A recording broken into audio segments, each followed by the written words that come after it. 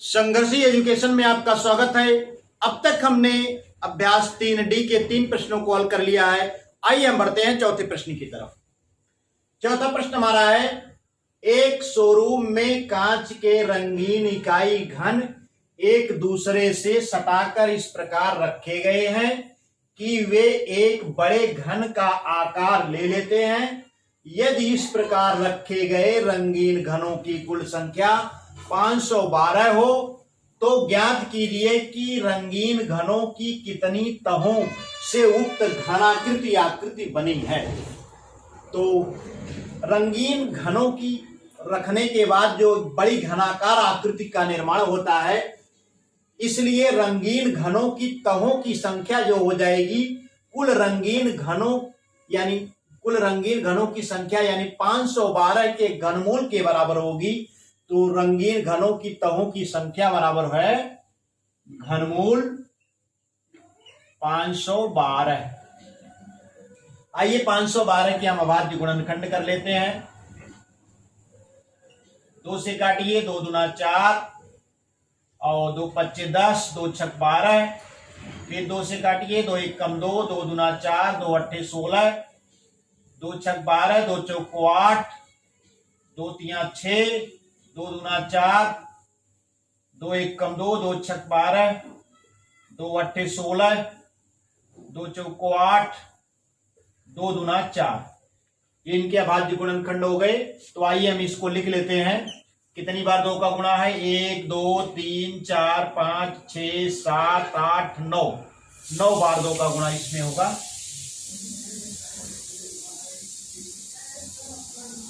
तो ये हो जाएगा घनमूल 2 गुणे 2 गुणे 2 2 गुणे 2 गुणे 2 2 गुणे 2 गुणे 2।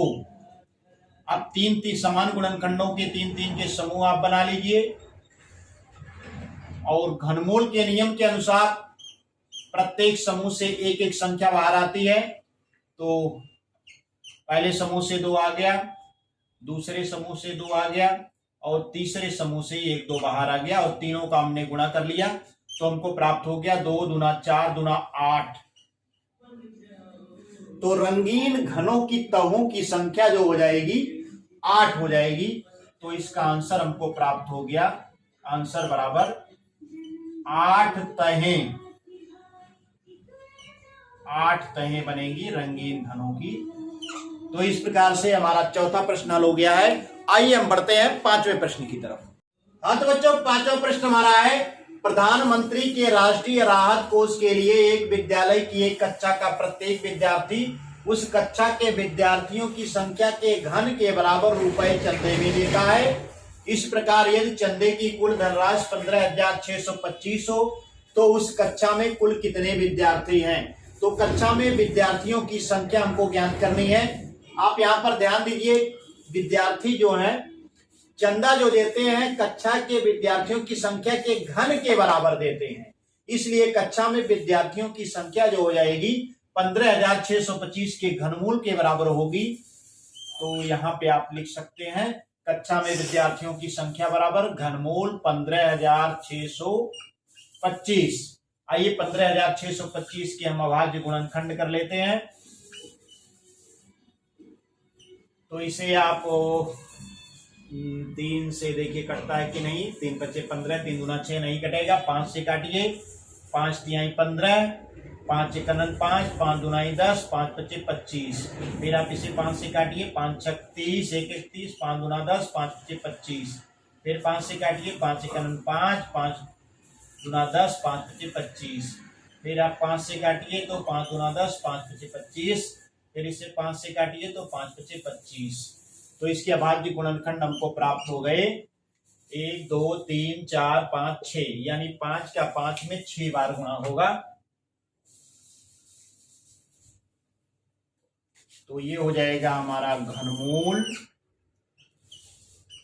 5 गुणे 5 गुणे 5 गुणे 5 गुणे 5 गुणे 5। 5 का 5 में 6 बार गुणा समान गुणनखंडों के 3-3 के समूह बना लेते हैं। तो घनमूल के नियम के अनुसार प्रत्येक समूह से एक गुणनखंड बाहर आता है। तो पहले से हमने 5 ले लिया और दूसरे से भी 5 आ जाएगा, दोनों का गुणा हो जाएगा, बराबर ये हो जाएगा 5 × 5 = 25। तो कक्षा में विद्यार्थियों की संख्या जो हमें प्राप्त हो गई आंसर के रूप में, आंसर बराबर 25 विद्यार्थी।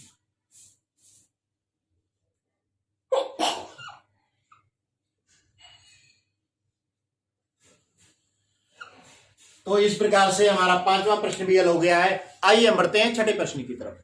तो बच्चों छठा प्रश्न हमारा है, एक घनाकार टंकी में 1331 लीटर पानी आता है, टंकी की माप ज्ञात कीजिए। यदि 1000 लीटर पानी का आयतन 1 घन मीटर के बराबर होता है। तो टंकी की माप यानी टंकी की भुजा हमको ज्ञात करनी है और दिया गया है कि 1000 लीटर पानी का आयतन 1 घन मीटर होता है। तो आइए इसका सलूशन देखते हैं। चूंकि 1000 लीटर बराबर 1 घन मीटर,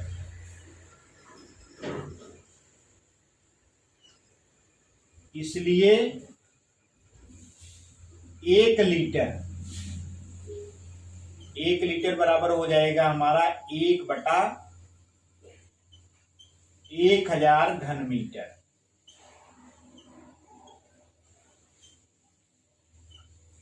और टंकी में कितने लीटर पानी आता है? 1331 लीटर पानी आता है, इसलिए 1331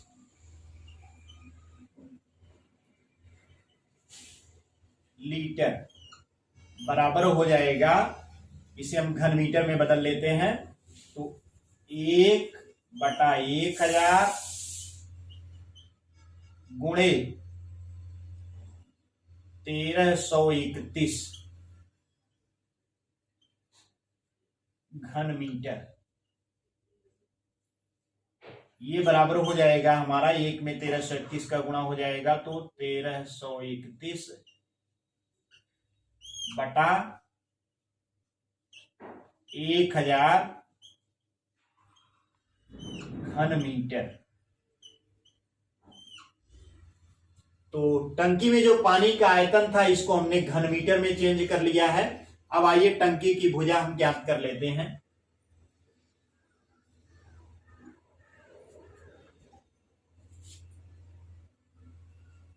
टंकी की भुजा की माप तो कितनी हो जाएगी? टंकी की माप यानी टंकी की भुजा हमको ज्ञात करनी है, तो ये घनमूल हो जाएगी। घनमूल 1331 बटा 1000, इसे हम लिख सकते हैं बराबर घनमूल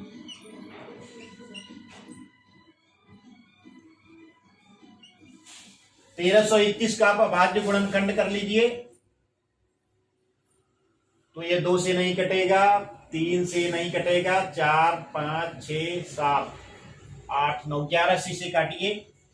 11 × 9 11, 11 × 2 13, 11 × 2 22, 1 23, 11 × 9 11, 11 × 9 11, 11 × 9 11, यानी 11 × 11 आप लिख सकते हैं। 11 × 11 बटा 1000 को आप लिख सकते हैं 10 × 10 × 10, 10 का 10 में 3 बार गुणा करके आप इस 1000 को लिख सकते हैं, बराबर ये हो जाएगा। अब आप देखिए कि ऊपर 3 का एक समूह बन गया और नीचे भी एक समूह बन जाएगा। फिर से इसको लिख लीजिए, बराबर घनमूल 11 × 11 × 11, एक समूह ऊपर बन गया 11 का। उसके बाद नीचे हो जाएगा हमारा 10 गुणे 10 गुणे 10, एक समूह ये आपका नीचे बन गया।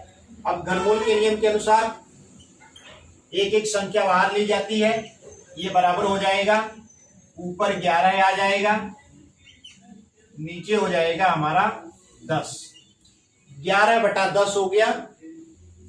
अब चूंकि ये घन मीटर में था, घनमूल निकालेंगे तो जो भुजा की माप हो जाएगी मीटर में आ जाएगी। 11/10 मीटर बराबर ये हो जाएगा, 11 में 10 से आप भाग देंगे तो 1.1 मीटर आपको प्राप्त हो जाएगा। तो हमारा आंसर प्राप्त हो गया। आंसर टंकी की भुजा की माप जो हो गई बराबर 1.1 मीटर।